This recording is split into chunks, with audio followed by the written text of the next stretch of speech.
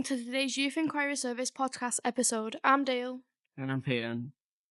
This month, we are focusing on mental health and wellbeing. We are delighted to be joined by Billie Hill, who is a youth development worker for the Low Level Mental Health in Schools project. Welcome along, Billie. We are happy to have you here with us today. To get us started, we want to know if you could be a movie character, who would you be and why? Oh, well, thank you for letting me come along and be a part of this. Quite excited, actually. I'm nervous. That is such a good question. I am going to pick Joy from Inside Out. And the reason for that, because she embodies happiness, but she's energetic, optimistic, and she seeks the well-being of others. So, Joy, what about yourselves? Oh, this is a hard one. I couldn't actually figure it out. I know, I struggled. I don't know the name of him, to be honest, but I watched a movie about a plane, coincidentally, and he was a Scottish pilot, so that's, represents me as a person. I mean, I wish. That's a good one. What about yourself? I think I'd be Edward Scissorhands. Oh, Because he's scary, but also very nice, actually. He's scary on the outside, but really nice on the inside, so I'd be him. I like it. Good. Moving on to questions, can you tell us more about what the Low Level Mental Health in Schools project is and what they deliver? Yeah, absolutely. So the project is, it's been running now for the last 5 years, and it's delivered in all of the secondary schools throughout Dumfries and Galloway, and offers support, individual support and group work to all the young people from S1 to S6. It's based on focuses on early intervention. So it's about young people receiving support early on so that they can address any issues, underlying issues or challenges that they're facing in their lives. So that if we catch it early, then it prevents it from escalating. We cover stuff like, anything that a young person wants to address. And it could be anything from stress or anxiety. It could be anything to do with family issues. Or any kind of loss, bereavement, big changes like family separation or moving. So it really does depend on the young person. It's very person-centered led as well. And we have youth information workers who provide that support within the schools, in each school 2 days a week. So all young people can access at any point if they feel that they need that extra support. Thank you. Would you be able to tell us a bit about the role of youth information workers who are based in every secondary school? Yeah, okay. So the youth information workers offer a really safe space for young people to be able to open up and talk about anything that they're struggling with. They offer advice and guidance and support based on a one-to-one, where they would support young people in providing sort of a time for them to be able to talk about anything that they feel comfortable to talk about. It's led by them, and also it could be learning, helping them to understand the things that they're going through, the challenges that they're facing, and to help them to manage their emotions and find different coping techniques and strategies to be able to manage this, which in itself, hopefully what we hope to do is to give them these skills that would be long life skills, things that they can carry on for the rest of their lives.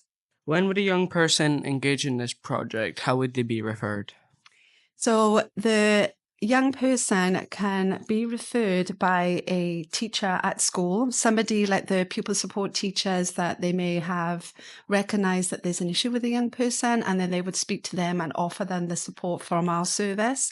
A young person can approach the teacher and ask them if they can be referred to see our youth information workers, or they can self-refer. So if they feel that they are overwhelmed by any of the issues or life challenges or things that are just becoming too much for them, need that little bit of extra support. So if they feel that they need that extra bit of support, they can actually self-refer, which means that they can come and see the youth worker in the schools. Most of the young people at the moment are aware of the way the youth worker is situated, which is really helpful. But if they're not, they can actually go to reception or again, the pupil support teacher, and they can refer themselves, or parents can refer in. I think what's really important is that if any referrals received, that other young people are always aware that these referrals are being made and they give consent for them. Can you tell us more about the group work that gets delivered? So I feel like group work is a really important part of working with young people and building like resilience and different types of techniques. But it's a way of sort of improving their social skills and building relationships and learning from other peers as well who have also experienced some of the same things that they're there for as well and why they've been referred. We offer in these groups, which is like an 8-week session, and it's an 8-week program rather, and they're evidence-based, which means that all the research has been done, it's scientifically proven that these programs work, and they are there to support young people and provide them with the right appropriate support. So we've got 3 different types of group work. And they are like seasons for growth being for any young person who have experienced significant loss, such as bereavement or family changes, dynamics have changed, divorce, separation, or maybe they moved away from everything that they knew, their homes, their friendships, their family. So anything that has had a significant impact on their life. And then we also have Living Life Full, which is another program which is about building resilience, self-esteem and confidence. And then we've got, and we've also got DNAV, which is an adaptation of life or combines mindfulness and acceptance based as well. So it's about sort of like focuses on aligning their goals and values. And all of these group activities programs are interactive with various activities, and they're very, very resourceful, so they get a lot of things from them and they learn various techniques. We are seeing lots of people on social media platforms providing advice and support around mental health.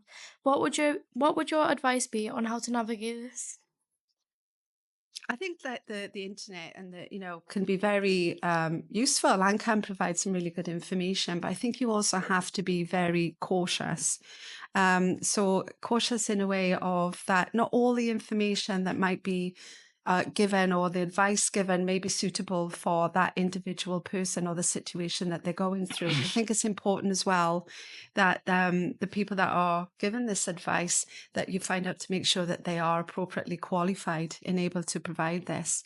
I think as well it's to make sure that you verify the credibility of this, this information, that this advice that's being given out.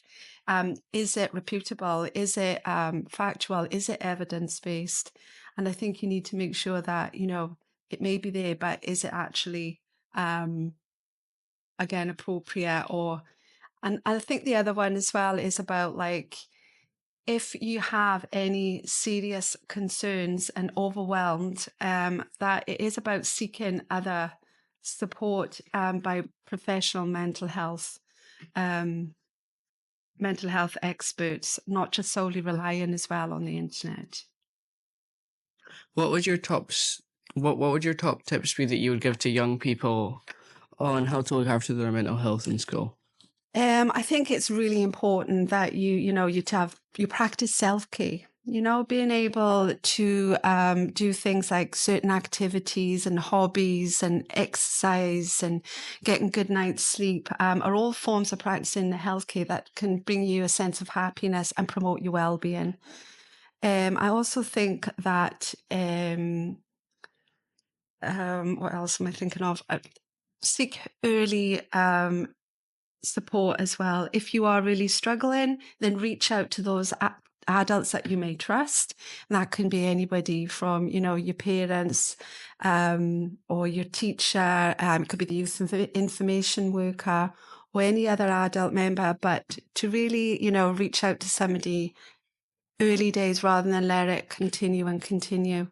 And I think also to stay connected and, maintaining like supportive relationships with your friends and your family and making sure, because that can be really an important factor when it comes to establishing really good mental health and well-being. Thank you for being with us today. We have really enjoyed talking with you. Before we finish up, we would like to know what you love most about your job and any tips to young people out there that might consider taking a career in youth work. Well, I've done this kind of work for many, many years, too many years, I suppose, because I don't know, getting quite old now. But for over 30 years, I've offered a lot of support to young people. And I think the job and the position that I'm in at the moment in providing, having the opportunity to provide, to see and witness positive impacts on young people's lives, being able to guide them through any of the challenges that they face and, sort of be a witness in, the achievements, the successes, and being a part of that, no matter how big or small. I think that's something that and it doesn't matter how big or small these successes are, or I just think that it's really something that I love about it. It's just, being a part of that and helping to make lives of young people better, to improve that. I think tips. I think, it's about getting into education, attempting any kind of courses. These are all key things, keeping up to date with any young people's issues. But more importantly, one of the key things for me is volunteering.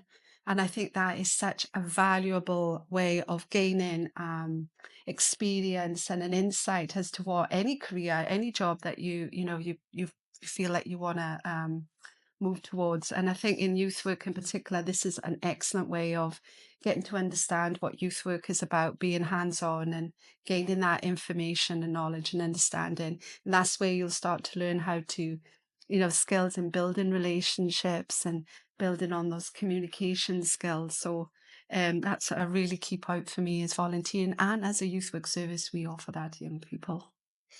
Thank you. Before we end today's podcast, we've heard that you can see the longest town in Wales. Can you try it for us? I can try it for you. I've been put on the spot now, and if there is any Welsh people out there and I have said it wrong, well, forgive me. Okay, here we go. It's Llanfair Pwll Gwyn o Gareth yn drwg a Llansilio o Gogogoch. That is truly amazing. I did kind of sound like it because I have heard it before. Yes, I think some other people can say it a lot quicker and it sounds more like just one place. It takes me a little bit of time. Yeah, that's still good though. Thank you. That's the end of Nailed today's. it. Sorry.